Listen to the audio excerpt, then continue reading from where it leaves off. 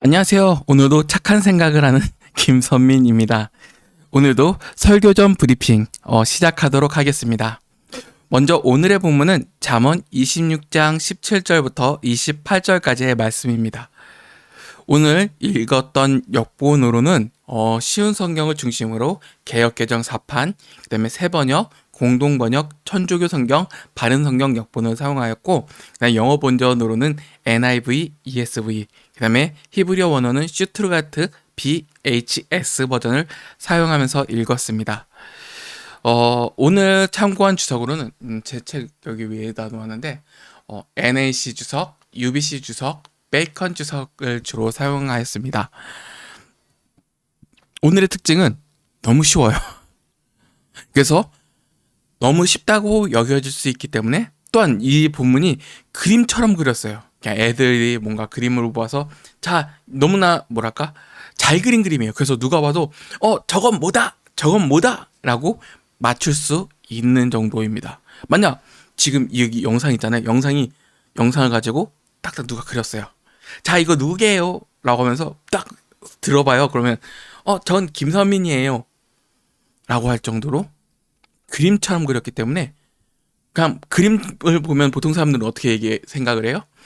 저거 되게 단순하다. 그냥 김선민이 그렸네. 똑같이 그렸네. 아이고 라고 생각할 수 있어요. 오늘 본문도 마찬가지예요. 되게 단순한 그림처럼 그려놔가지고 오늘 본문이 말하고자 하는 그 의도에 대해서 좀 단순하게 볼 수 있는 여지가 너무나 커요. 오늘 본문을 읽어보면 전체적으로 말에 대한 얘기잖아요. 그럼 말에 대한 얘기를 하는데 뭐예요? 싸우지 말라. 네가 괜히 말 참는 성격에 대해서 저 사람 막 분노 일으키지 말라. 그건 나쁜 마음 막 들이킨다. 그거 너 언젠가 죗값 받아. 이런 얘기에서 끝나는 경우가 정말 많습니다. 그럼 본문을 읽으면서 이런 생각해야죠. 그래, 오늘의 본문은 입 조심하라는 얘기구나 라고 생각할 여지가 매우 큰 본문입니다.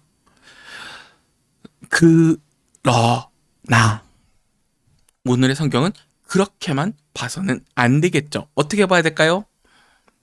본문의 배경. 이걸 누가 썼지? 그리고 이걸 왜 썼지? 라고 하는 거예요.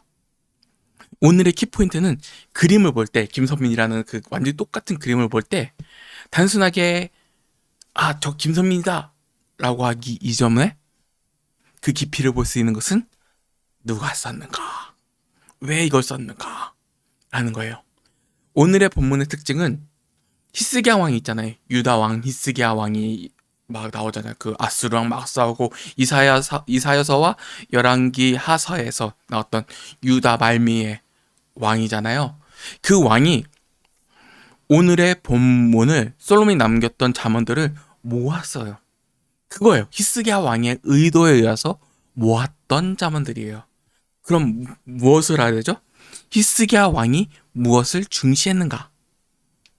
히스기야 왕이 예배를 기억했잖아요. 무엇을 통해요? 율법서를 통해서요. 그러면 오늘 본문이 단순하게 그래 말다툼을 하지 말라는 것 이상으로 무엇에 매여 있어요? 율법과 율법이 말하고자 하는 목적에 매여 있습니다. 그렇다면 그 율법이 말하고자 하는 그 목적이 어디에 담겨 있을까요? 오늘 본문 말이잖아요. 말에 대한 계명 뭐예요? 3계명과 9계명입니다. 특히 9계명이 더 명확하게 드러나겠죠. 그래서 이것을 헷갈려 놓으면 좀 안 좋다라는 생각이 듭니다. 그래서 저는 오늘 본문을 준비할 때는 원어를 읽다가 되게 그냥 그게 그 말이네, 똑같은 말이네 라고 생각을 하면서 쑥쑥쑥 지나가긴 했어요.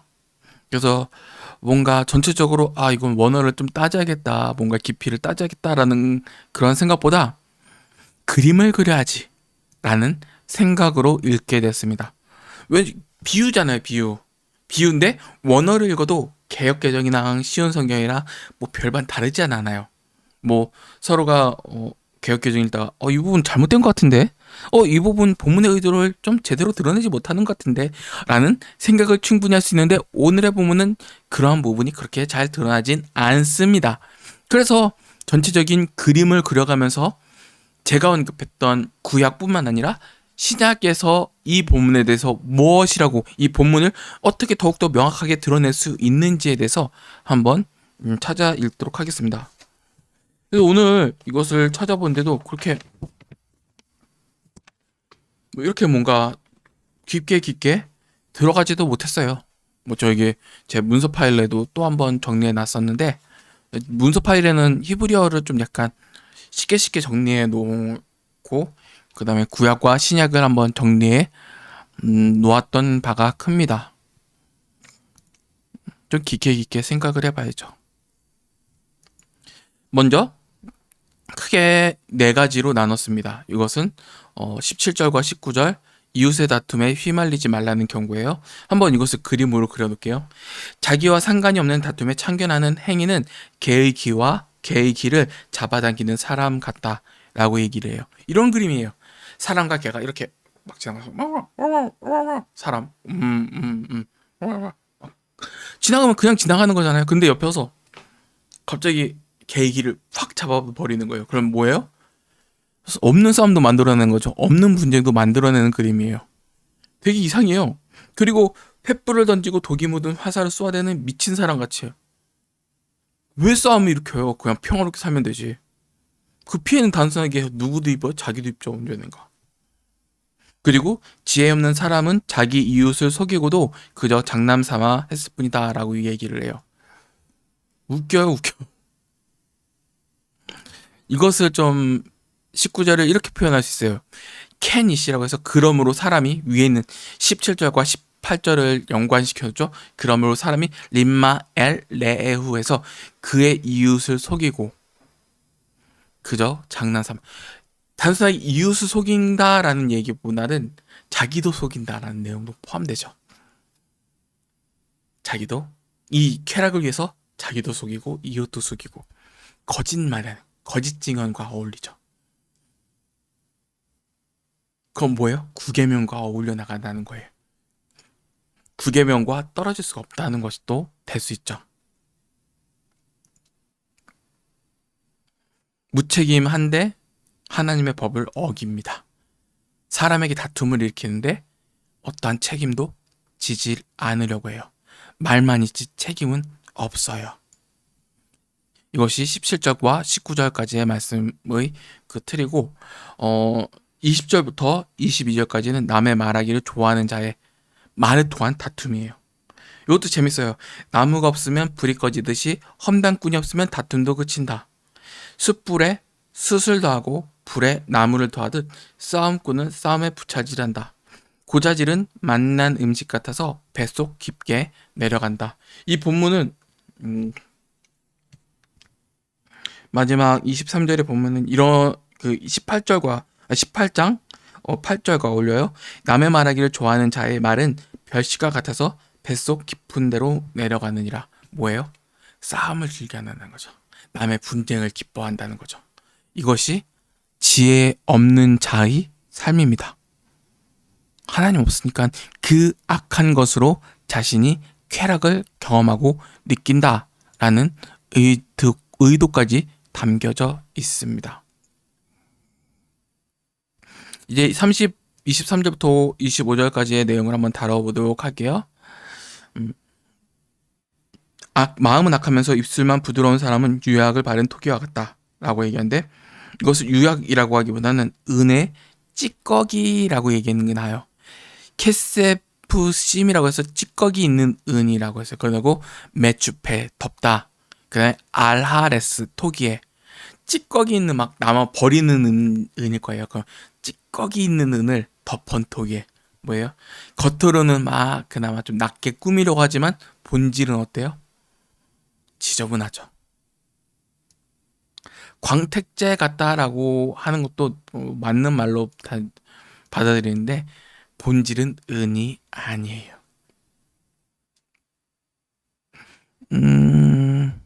그리고 세파타임 돌로킴에서 격렬한 입술은 웰레블라 악한 마음이 있다 라고 얘기합니다.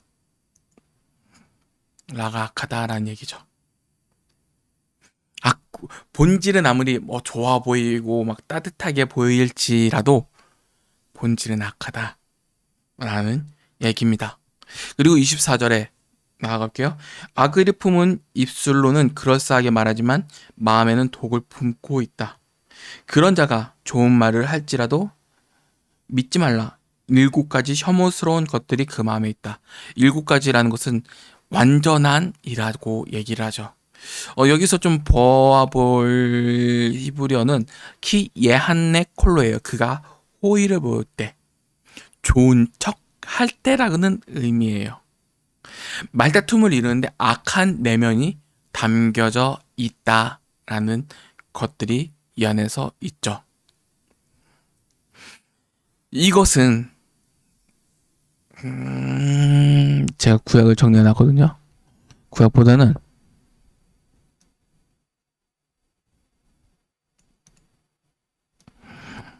신약에서 더욱더 드러나요. 제가 정리한 신약 구절로서는 마태복음 15장 17절부터 20절까지인데 입으로 들어가는 모든 것은 배로 들어가서 뭔가 확 와닿진 않아요? 배로 들어갔다?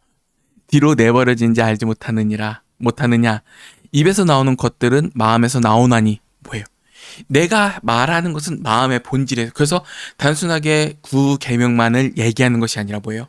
10계명, 마음의 악함까지도 건드려냅니다. 마음에 악함이 있기 때문에 그 입속에서 악한 말이 나오는 거예요. 그리고 이것이야말로 사람을 더럽게 하느니라. 마음에서 나오는 것은 악한 생각과 살인과 간음과 음란과 도둑질과 거짓 증언과 비방이니 이런 것들이 사람을 더럽게 하는 것이요. 씻지 않은 손으로 먹는 것은 사람을 더럽게 하지 못하느니라.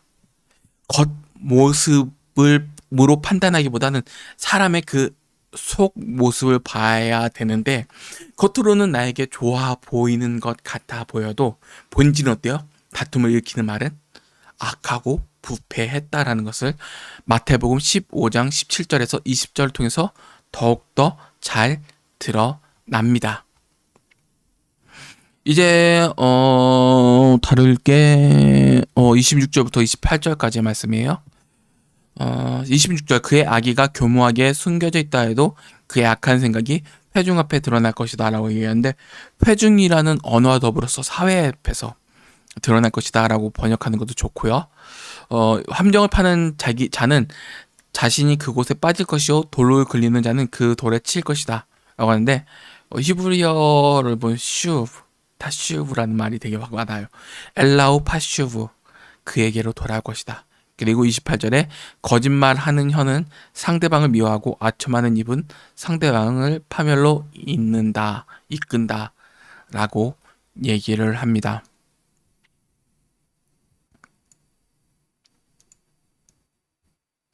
그래서 오늘 담겨져 있는 구약의 본문으로서는 레위기 19장 15절부터 19절과 그냥 시편 50편 19절에서 21절 말씀입니다.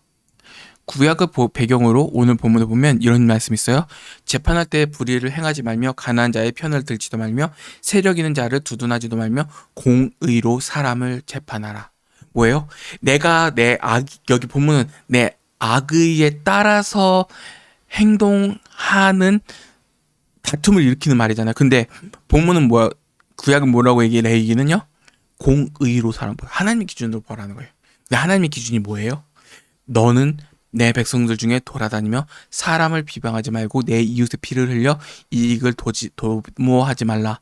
나는 여호와니라. 그리고 너는 내 형제를 마음으로 미워하지 말며 내 형제를 반드시 견책하라. 그러면 내가 그에 대해서 죄를 담당하지 아니하리라. 원수를 갚지 말며 동포를 원망하지 말며 내 이웃을 사랑하기를 내 자신과 같이 사랑하라. 나는 여호와니라. 무엇이에요? 반대죠. 악의가 있는 사람이 있는데 그와 반대로 뭐가 있어요? 선의가 있는 사람이 있어요. 이 이웃에 대해서 선한 생각과 선한 고민을, 선한 마음을 나누라는 것이죠. 사랑으로 대하는 거예요.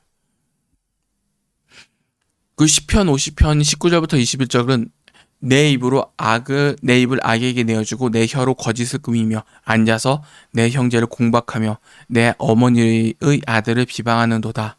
내가 이 이름을 행하여도 내가 잠잠하였더니 내가 나를 너와 같은 줄 생각하였도다. 그러나 내가 너를 책망하여 내 죄를 눈앞에서 낱낱이 드러내리라 하시는도다. 악을 하나님께서 분명히 따져 들어가신다 라는 말씀입니다. 그리고 에베소서 4장 29절부터 32절까지 얘기했었는데, 입 밖으로 덕을 세우는데 또 선한 말하여 듣는 자들에게 은혜를 끼치게 하라. 성령을 근심하게 하지 말고 구원의 날까지 근심하지 말라. 그 안에서 너희가 구원의 날까지 인치심을 받았느니라. 너희는 모든 악독과 노함과 분냄과 떠드는 것과 비방하는 것을 모든 악의와 함께 버리고 서로 뭐예요? 친절하며 불쌍히 여기며 서로 용서하기를 하나님이 그리스도 안에서 너희를 용서하신과 같이 하라 라고 얘기하는. 그럼 오늘 본문은 뭐예요? 그리스도께서 나의 죄를 보고 나서도 어땠어요? 그리스도의 십자가를 통해서 용서하셨잖아요.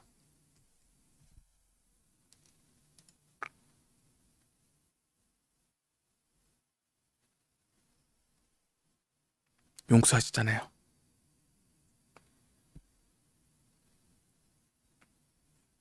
그 힘으로 살아가라는 거예요. 세상의 기준은 나에게 피해를 보면 저 사람 나쁜 놈이다. 서로 비방하고 서로 죽이려고 환장을 한 세상이에요. 근데 그리스도는 어땠어요? 세상의 법으로 그 자신의 완전함으로 우리를 죽음으로 인도하지 않으시고 생명으로 인도해내시잖아요. 잠언은 죽음의 길로 가는 것이 아니라 생명의 길로 향해 나아가도록 합니다. 말에 대한 하나님의 명령에 따라서 다시 한번 따져볼게요. 이것을 통해서 계명과 히스기야가 계명을 통해서 나왔던 계명과 그 다음에 이 말에 대해서 한번 본문은 어떻게 얘기하는지 전체적으로 한번 따져 들어가 볼게요.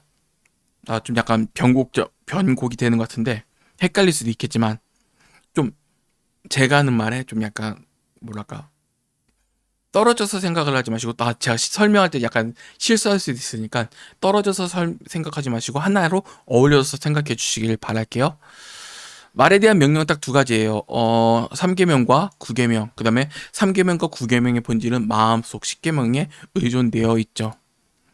그리고 1계명에 의존되어 있어요. 하나님을 사랑하는 일과 의존되어 있어요. 마음속에 하나님을 사랑하면 망령되이 부르지도 않고 이웃에 대해서 거짓 증거를 하지 않죠. 이 명령을 주신 이유는 딱 세 가지예요. 사람의 이름의 진인같이, 그 다음에 사람의 말의 진인같이 진리 그 자체의 가치로 나눠 볼 수 있습니다. 첫 번째, 이름을 망령되이 부르지 않음은 그만큼 사람이라는 존재가 귀하다는 얘기예요. 예를 들어서 주변 사람들이 내 부모님을 동물의 이름을 바꾸어 부르면 어떻겠어요? 기분 나쁘죠. 왜냐하면 내 부모님이 존중받지 않는다라는 것을 우리는 너무나 명확하게 보기 때문이죠. 본문의 의도는 존중받기 위해 하나님과 더불어서 하나님께서 창조하신 사람을 함부로 대하지 않도록 하기 위함이에요. 본문의 전체적인 내용을 보면 하나님께서 한 사람을 얼마나 무겁고 귀하게 대하시는지 알 수 있어요. 사람의 가치가 그렇게 떨어지지 않는 것이죠. 근데 사람이 악한 마음을 가진 그 지혜롭지 못한 사람의 특징은 뭐예요? 사람이라는 것은 너 내 말로 피해 입었다. 농담이었어.